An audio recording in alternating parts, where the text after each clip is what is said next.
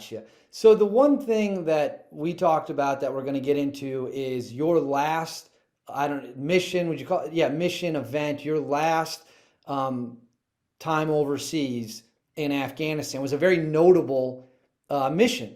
And I want you to kind of walk the audience through the background, lay the baseline. What was the mission? Why were you there? How did you find yourself there? Let's just start with that. So the mission was a hostage rescue and for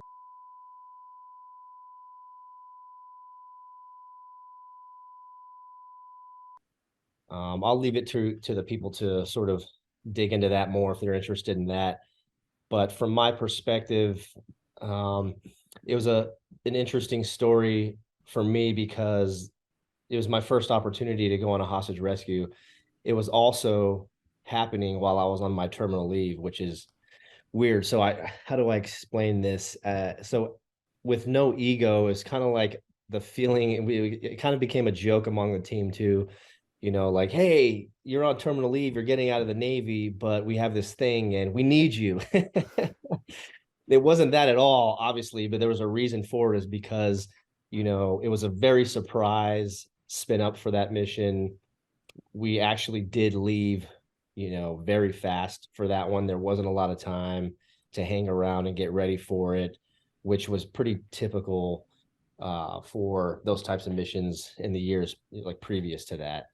So we'd kind of gotten used to it, but we left really quickly and we had, I was a recce guy. So we, sniper recce type guy. So we had most of our planners, which are recce guys, out on different trips training, right? Trying to stay current. So they weren't going to be able to get back fast enough to blow out for this op. So I had a troop chief who essentially called me up. My locker was cleaned out. I had turned everything in except for a pair of night vision goggles, my primary weapon, and I had all my gear still ready for those missions for that period of standby on our cycle.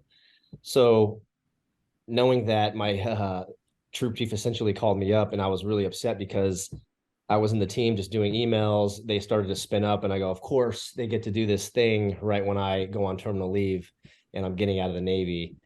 So I'm back in my neighborhood. I'm running a couple of miles, and I come back and my phone's blowing up. It's my troop chief. I call him back. He says, hey, what are the chances that you come in here and help us plan for this thing? I said, well, of course I'll come in and help plan for this thing. And then sort of joking, I just said, and then, well, if I plan, do I get to go? So he paused for a second. He said, actually, hold on a second. And he went to talk to the officers, and they came back on the phone. He's like, yeah, you're current on everything. I had done a jump trip when I came back just to sort of do a fun thing on my way out, but that allowed me to be current. So we needed a tandem guy, we needed a couple tandem guys, and all of those, the guys that had that qual were not going to be able to make it back in time. So we organized sort of the chalk loads. Yeah, so we blew out for this hostage rescue. I got to jump in a tandem and be sort of the point man. Real quick, for the viewers who hear these words like tandem, who have no idea what that means, Yeah. when you say that, what does that mean? There's a certain number of us that are qualified for jumpers that need to come with us for a hey-ho that are unqualified to jump with the team. So we have to have a certain number of guys that can tandem somebody in. So like a medic or a comms person or somebody outside of the main So, team. so they're strapped to you, is what you're saying. Yeah. So I Got jumped, it. guy strapped to me. Got it. Yep. Perfect. Keep going. Yep. So we did these missions. We did a couple of them. We ended up not getting the hostages for various reasons, but there was, like an elaborate tunnel system, which fast forward when we actually were able to recover those hostages, um, some of their recollection of what happened was pretty interesting. They actually heard us all above them as they were sort of stuffed down by these guys down into the tunnels. So it was really kind of strange that they were being moved around down there while we were busy clearing the village. So unfortunately, it was not a successful hostage rescue, but for me, it was the last mission. It was like a last hoorah. And some other things happened on that that were very important to me, especially getting out of the Navy afterwards, and going through that. And maybe I could talk about that later, but um, there was some things that happened that were important to me because, people, it's cool to talk about the hostage rescue, all of the sort of external details of that. But something happened on that mission that was that really affected me deeply that I didn't really think about enough while I was in. And I think that might be part of the sort of collective ego or sort of ability to put those things away that has to be within all of us in order for it to work, to sort of function as a team through some of those experiences. And one of the things that happened was, this was the Haqqani network. So they were known to rig explosives around for, some of the situations where they had taken hostages in the past. So they were notorious for some of those kind of tactics. We were briefed up on this stuff, and there was a lot of intel towards this. And as we made our way into the target, there was some activity going on. There were some bad guys moving around, but we were able to sneak up on the target undetected. There was some sort of soft compromise before that. There's a lot of early warning network stuff around there, and we were in an area that hadn't been really operated in for a while. And so, we could pick that apart, but there could have been various reasons, anything from hearing the aircraft, miles away to just small noises or something stirred them up to the point where at the very last minute they were able to stuff the hostages down into a tunnel system. And when we got there, the beds were still warm. There was evidence that they were there very recently. So that was a frustrating thing for all of us to deal with. But the other thing that happened was there were 5 males in the courtyard, and our tactics were to try to minimize breaching just because there's so much dust. So you would essentially blind yourselves out. But because it was a hostage rescue with very specific rules of engagement, we decided that we were going to do that, and just sort of take on a little bit more risk in order to get in there quickly.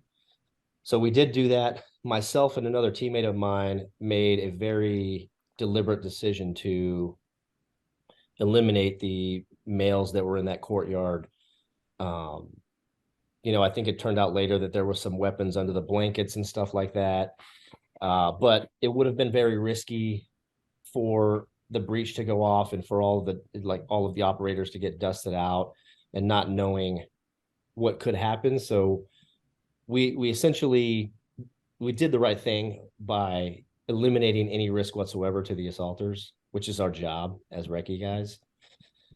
But it turns out that 2 of the males were actually, and we found that out later. They were probably, I don't know, maybe ish. And so, these kind of things happen, especially with those kind of rules of engagement. We don't ever obviously train for that. So maybe I think we'll talk about that later with one of your questions about critics towards, some of the wartime stuff. But that really, there was nothing that affected me the way that did from any of my experiences. We can talk about PTSD and different kind of stuff like that, but I never really regretted things. I never really regretted decisions that I made. And I don't really, aside from teammates being lost, that those kind of things never really affected me deeply. I wasn't the guy that had like nightmares and these kind of typical things that people might think about PTSD, but that really affected me, not in the moment, but later when I got out of the Navy. And I really had to sort of detach from that life to figure out a new purpose and purpose in life, which is really a deep struggle for a lot of guys. And I only understood it when it became my turn for that. But that incident, then suddenly after I was out, I did start having a very specific nightmare, and it was that I had killed those those younger males, and then they sort of rolled over, and every time in the dream they rolled over and it was like my own kids' faces. So it was this feeling like I essentially like had killed my own kids, and some sort of like guilt, traumatic feeling associated with that experience. Even Um, though even though you had done exactly what you had to do for that mission. Yeah, exactly. It was for sure the right thing to do. We circled up as a team afterwards and discussed it, and really there was no issues with it according to what was going on with what the rules of engagement were, the reasons why. I mean, me and my teammate were able to account for every shot that we took, but it still affected me in some way, pretty deeply after that. So I realized later that it had more to do with just unhealed trauma and things that I had going on from even before the Navy, back from childhood and stuff like that. And that's really healing myself from the inside and coming to terms with who I was and what my purpose now was after the Navy. And just sort of clearing myself from addictions and toxic habits, and trying to reconnect with my family after all those years of being gone, and my wife. uh Once that all happened, I started to realize those things, those dreams and those nightmares went away. So I think what the experience allowed me to do really was just to be more mindful of how of moments with people that I love, with my kids, in a way that I never was before. So I realized that it was the right decision to get out of the Navy at that point while they were still young, and they still didn't really have memories of me being gone like 270 days a year. Right. And now it's like every day I just feel, sometimes I even cry, a little bit when I'm hanging out with them or when we're sort of laying down at the end of the day. And I'm just infinitely more mindful of moments with my boys. And so I think that's what's come out of it, honestly, with the Man, that experience. Chris, I got to tell you, and I know we talked about this off screen previously, but that is to me is just a regular guy, just a listener, no military experience. That experience, the first time I heard it and right now, it's unbelievably profound. And I think it's important that you understand that the viewers watching this and myself, that's how we view it. That's how people are going to view that when they hear that. Because that's a story 99.999% of people will never understand. They will have no idea what it's like to go through that. And here you are courageously talking about the ups, the downs. I mean, it's nothing short of stunning. And I hope that the appreciation from the viewers is not lost on you, because I promise you it is definitely there. Thank you. Yeah, there's when I think back on different stories, different things that happened, extortion 17 was a big thing. Like anytime bad things happen, it's profoundly affecting each operator inside, but we all find a way to get through it. And when I think back on all those times, um, it's it's must be it's sort of black and white when you're there, right? When you're in it. And just like anything else, um, things aren't black and white. And so I think that each guy has a profound experience that they keep within themselves. And that's just one memory that I have to sort of explain how that works. There's so many books on the book on killing and that describe, different psychologies associated with that kind of work. But I think we're now in a time where it's starting to be a little bit of a shift in the special forces community and stuff, where guys are actually able to discuss and sort of do it in a therapeutic way, describe how that actually affected them, inside.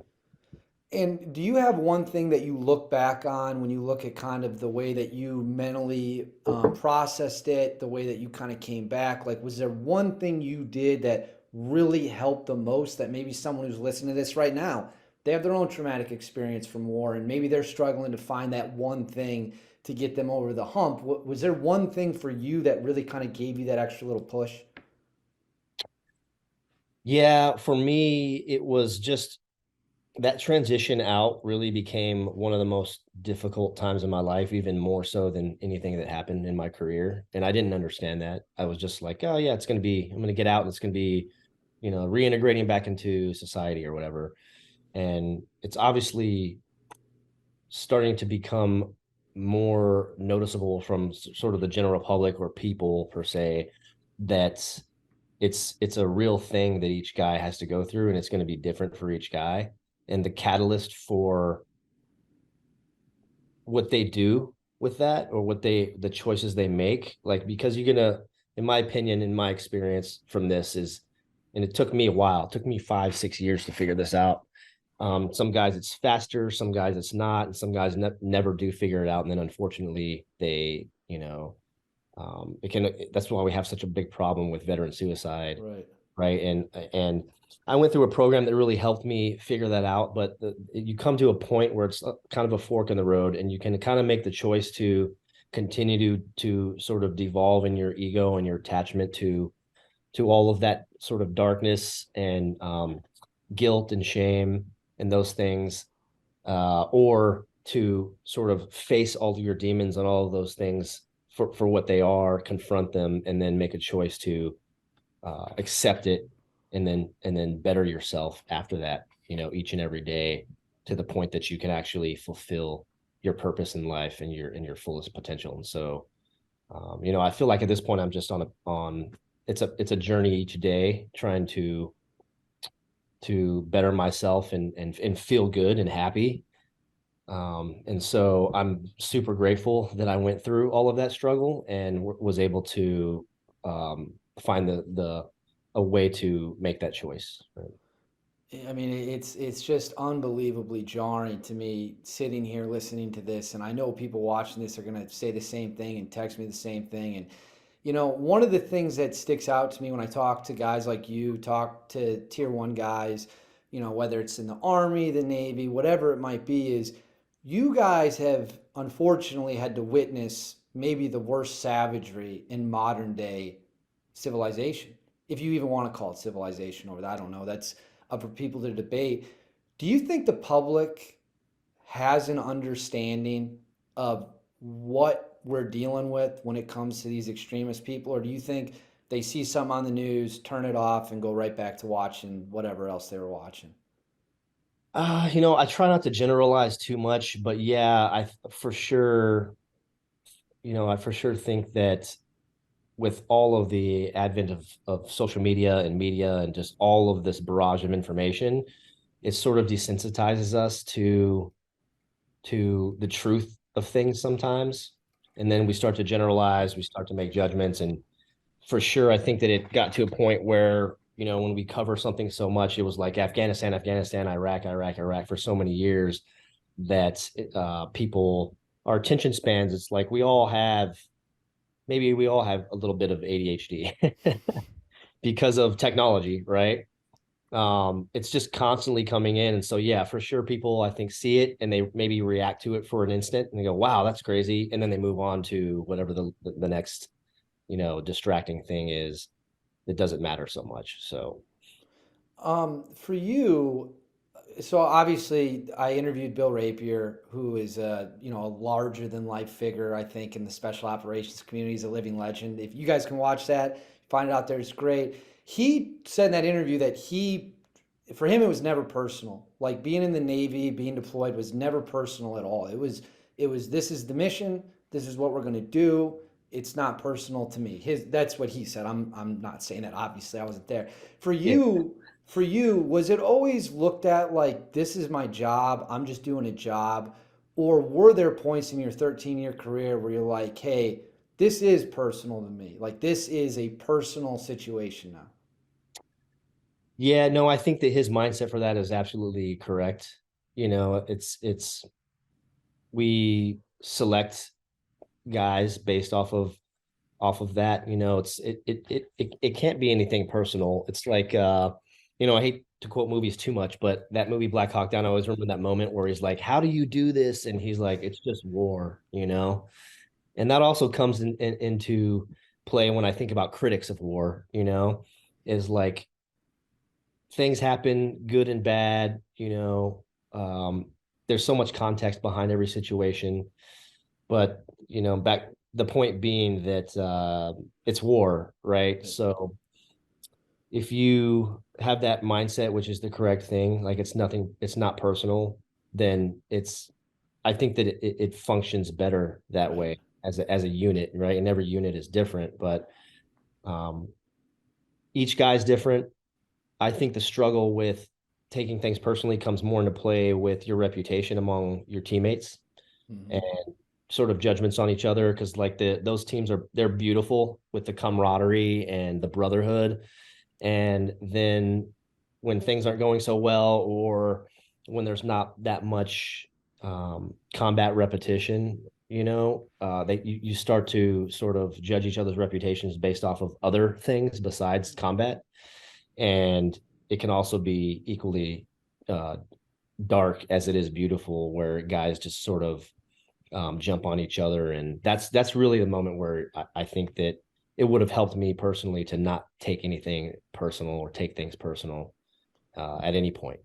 Right. And I try to think that in my life now at this point. If I just don't take anything personal, I'm fine. That's Even if somebody means it personally, it just if it doesn't affect me if I don't take it personally, and I right. could I just function more efficiently.